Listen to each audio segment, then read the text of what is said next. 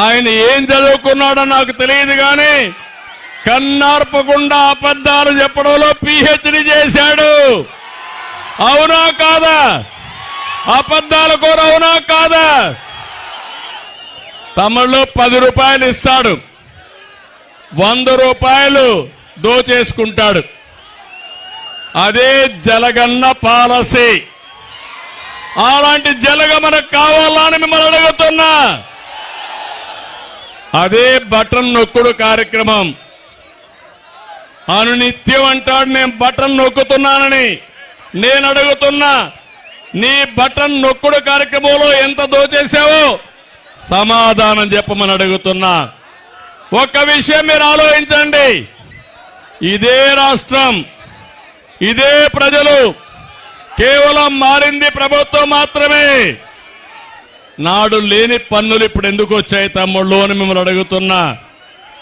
ఇదే రాష్ట్రం, ఇదే ప్రజలు, నాడు లేని అప్పులు నేడు ఎందుకు వచ్చాయని ప్రజలు ఆలోచించుకోవాల్సిన అవసరం ఉంది.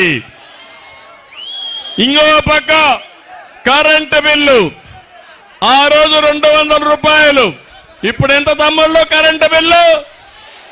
1000 రూపాయలు అవునా కాదా? 5 రెట్లు పెరిగిందా లేదా? నేనుంటే కరెంటు ఛార్జీలు పెరిగేటివా? మీకు 1000 రూపాయల భారం పడేదా అని మిమ్మల్ని అడుగుతున్నా. అది తెలుగుదేశం పార్టీ సమర్థత.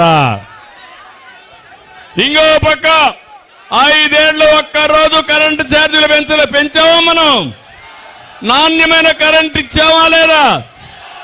ఈరోజు కరెంటు కోతలు ఉన్నాయా లేదా అని మిమ్మల్ని అడుగుతున్నా. కరెంటు కోతలు, ఎక్కడికక్కడ ధరలు పెరిగిపోయి ఇబ్బంది పడే పరిస్థితి. మనం నాడు నాణ్యమైన మద్యం, మా తమ్ముళ్ళు కొంతమంది ఉన్నారు, సాయంత్రం అయితే శారీరక కష్టాలు మర్చిపోవాలని ఒక పెగ్గేసుకొని పడుకోవాలనుకుంటారు. అయితే ఈ ముఖ్యమంత్రి 60 రూపాయలు క్వార్టర్ బాటిల్ ఎంత తమ్ముళ్ళు? ఇప్పుడు 200 రూపాయలు అవునా కాదా? ఎవరికి పోతుంది ఈ డబ్బులు?